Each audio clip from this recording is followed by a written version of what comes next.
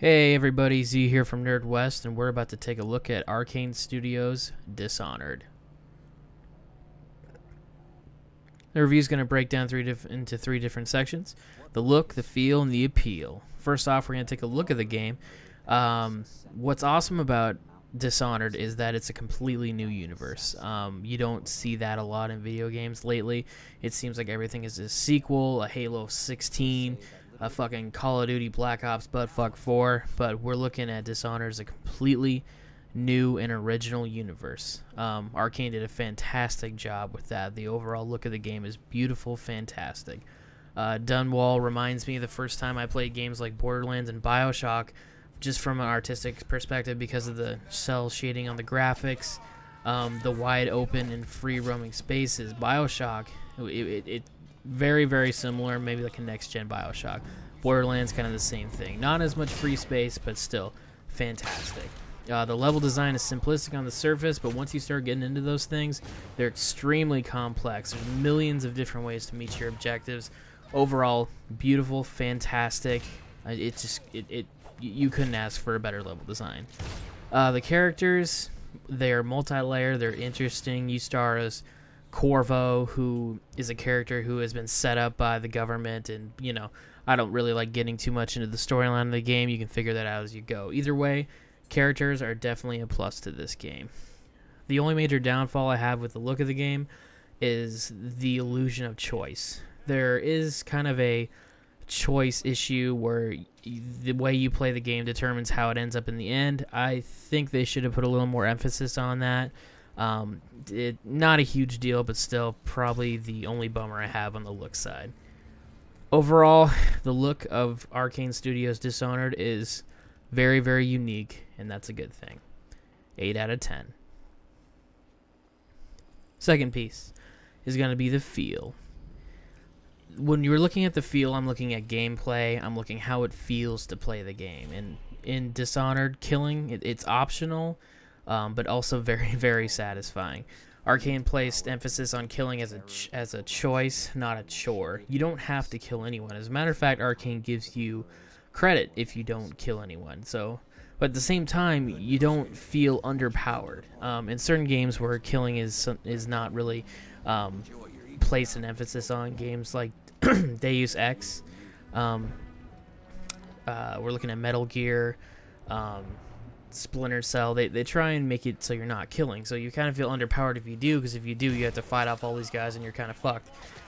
But at the same time, this game doesn't make you feel overpowered like in every first-person shooter ever. You look at like Duke Nukem, Call of Duty, and where you can just, even Halo to a certain extent, where you can just mow through people. It doesn't feel like that at all. Killing is art in Dishonored. It's not this kind of new wave of games where you can respawn every second. It doesn't, like games like Call of Duty, desensitize the player from traditional life or death consequences. In Dishonored, you have to go out of your way to kill people, and if you do, the killing animations are extremely satisfying. They're gory but not overdone. They look great. The fluidity of motion within the game, they added things from previous first-person shooters, slowing down a time from fear, teleporting from a million other first-person shooters, but it's well done. It's not necessary. They're all optional. If you want to play the game without using any of those powers, you can totally do it, and it's a completely different experience. Overall, for feel, the best thing I like about it is you have the options. There are options to do everything you want to do. Play the game however the hell you want to play it, and you won't feel like you're missing out. 9 out of 10. Lastly, we're looking at appeal. One of the major appeals for this game right now, since it was released on October 9th, is the price point. It has dropped down to $40 for most major retailers, and at that price, it's a steal. It's still a AAA title. It's brought out. It was distributed by Bethesda. Arkane Studios did a fantastic job with it. Price point is a huge plus on this game. It's unique.